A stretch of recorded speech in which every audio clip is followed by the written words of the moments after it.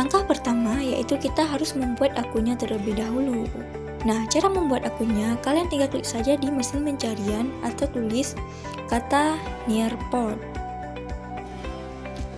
Baru setelah itu muncul situsnya, lalu kalian klik yang paling atas, nah yang ini. Nanti penampilannya akan seperti ini ya teman-teman. Di sini kalian bisa klik yang t-shirt, yaitu sign up for free. Baru setelah itu kalian akan diarahkan untuk mendaftar. Di sini ada berbagai pilihan cara untuk mendaftar. Kalau saya pribadi itu menggunakan Google karena lebih simpel. Nah, ini dia tampilan awal dari aplikasi Nearport ini. Di sini saya akan menjelaskan sedikit tentang fitur-fitur yang ada di aplikasi ini.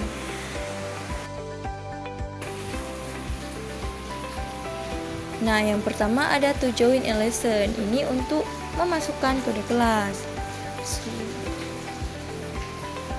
Selanjutnya ada My Library. My Library di dalamnya itu untuk menyimpan pembelajaran yang sudah pernah kita buat sebelumnya. Jadi kalau kita belum membuat contoh pembelajarannya, tampilannya di sini nanti pastinya akan kosong karena ini sudah pernah dibuat. Jadi tampilannya akan seperti ini. Selanjutnya ada Create a New Lesson. Di dalam ini itu terdapat fitur-fitur yang akan kita pergunakan untuk mengedit materi pembelajaran. Semuanya tuh ada di dalam Create a New Lesson ini. Kita bisa klik yang bagian Black Slide dan Activities. Nah, ini dia fitur-fitur yang ada di dalamnya. Ini bisa kita gunakan untuk mengedit. Seperti ada time to claim. Ini kuis berbasis game. Soalnya itu seperti pilihan ganda. Ada drag and drop. Ada juga draw it. Ini untuk menggambar. Di sini siswa bisa menggambar. Dan ada juga open ended question. Ini untuk membuat soal essay. Selanjutnya ada collaborate board. Ini untuk menempelkan kertas. Jadi seperti guru memberikan suatu materi pembelajaran, nanti siswa bisa membalasnya dengan menggunakan kertas secara online.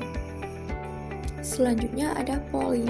Ini untuk memberikan suara. Selanjutnya ada matching part. Ini untuk menjodohkan gambar dengan gambar, teks dengan teks. Dan ada quiz juga. Ini kayak seperti classroom.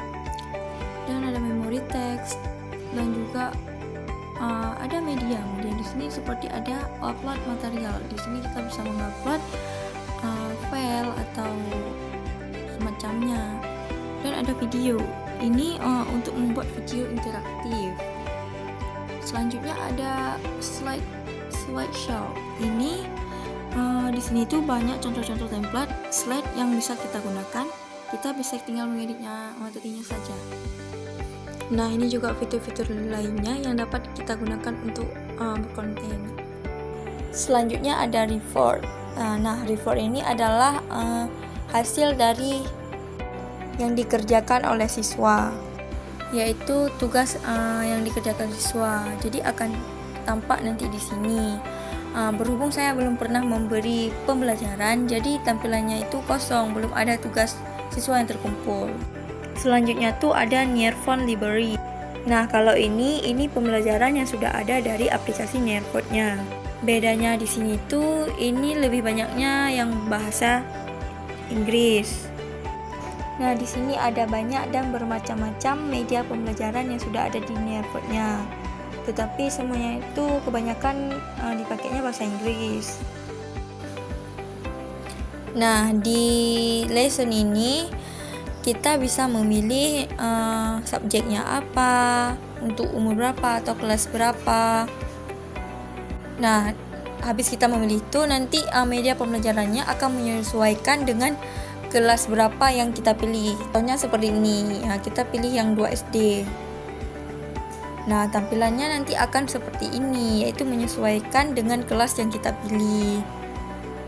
Oke, selanjutnya kita akan membahas bagaimana sih cara pembuatan soal atau kuis di aplikasi Nearport ini. Nah, di sini kalian bisa klik yang Create a New Lesson. Kemudian klik yang Create a Lesson from Start. Kita tunggu. Nah, nanti dia akan muncul tampilan seperti ini. Kalian bisa klik yang blank slide dan activities. Lalu kalian bisa klik yang add a blank slide untuk membuat slide-nya. Kemudian kembali lagi ke add news atau tanda plus di pojok. Habis itu kalian bisa menambahkan yang time to claim ini untuk membuat pilihan ganda. Kemudian kalian bisa tambahkan open-ended question ini untuk membuat soal esai. Lalu kalian klik tanda plus di pojok bawah untuk kembali ke tampilan awal tadi. Nah, tampilannya nanti seperti ini. Jadi kalau kalian mau soalnya lagi, kalian bisa tambahkan di kayak pertama tadi, kita ambil di plus ini, lalu kita tambahkan lagi sesuai yang kita mau berapa soal. Nah, yang pertama kita bisa mengedit yang slide tadi. Di sini di pojok paling kanan itu bisa memilih tema dari kotak slide. Saya memilih warna krem. Kemudian kita bisa mengubah kotak slide ini di layout. Nah, habis itu kalian bisa bebas mau menulis materi atau apa di sini, itu terserah kalian. Sebagai contohnya, saya di sini menulis latihan soal tentang sejarah pergerakan nasional dan kemerdekaan. Baru setelah itu kita lanjut ke yang kedua, yaitu yang time to claim. Di sini kalian bisa mengedit soal pilihan ganda sesuai materi yang kalian ambil.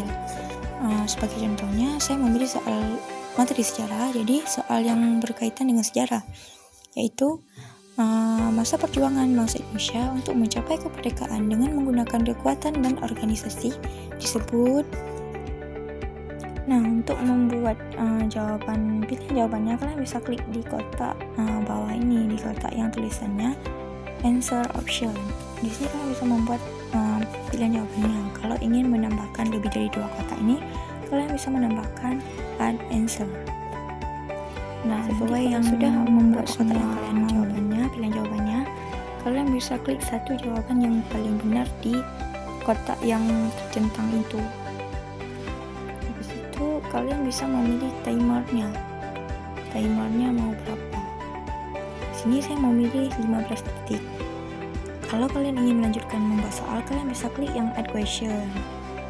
Nah, nanti cara pembuatan soalnya sama seperti cara pembuatan soal yang pertama tadi, jadi bebas kalian mau buat soal berapapun, caranya tetap sama. Kemudian kita lanjut yang ketiga, yaitu open-ended question. Ini untuk membuat soal esai. Kalian cuma tinggal ketik soalnya apa,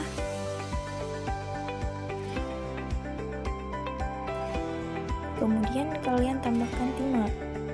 Di sini saya menambahkan 30 detik. Nah, untuk tombol off ini itu berfungsi kalau kita on kan, nanti siswa yang menjawab bisa langsung pakai audio, tidak harus dengan ketik jawaban. Nah, kalau slide yang keempat dan yang kelima itu pembuatannya sama seperti slide yang ketiga karena open-ended question, jadi caranya itu sama. Kemudian kita klik yang preview lesson ini untuk kita melihat hasil dari yang kita buat tadi, soal yang kita buat tadi. Nah, nanti hasilnya akan seperti ini. Kalian tinggal slide-kan ke slide berikutnya. Ini contoh yang claim to claim, nanti soalnya akan seperti ini hasilnya. Nanti siswa tuh dikasih waktu menjawab 15 detik karena kita tadi membuat timernya 15 detik.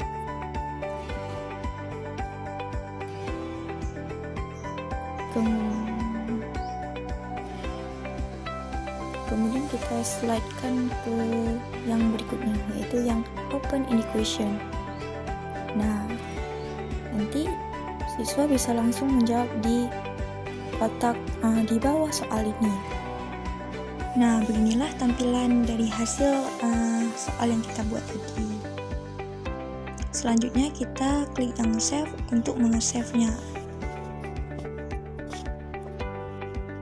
Nah, nanti dia akan tersimpan di mail library. Nah, di mail library yang latihan soal. Kemudian kita klik yang tengah ini, lalu klik yang paling atas.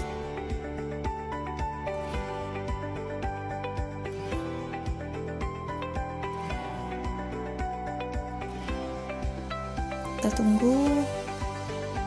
Nah, nanti kita bisa membagikan kode ini untuk siswa. Kita copy linknya, lalu kita kirim ke siswa kita di WhatsApp. Mungkin cuma segitu tutorialnya.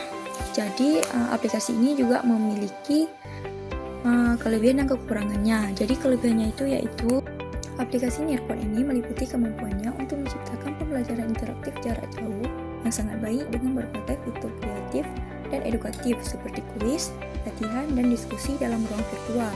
Nearpod juga bisa diakses melalui berbagai perangkat termasuk ponsel, sehingga praktis digunakan tanpa terbatas ruang dan waktu. Guru dapat memantau aktivitas siswa secara real-time dan mendapatkan laporan rekam jejak pembelajaran. Selain itu, aplikasi ini juga mendukung interaksi dengan platform lain seperti Google Chrome.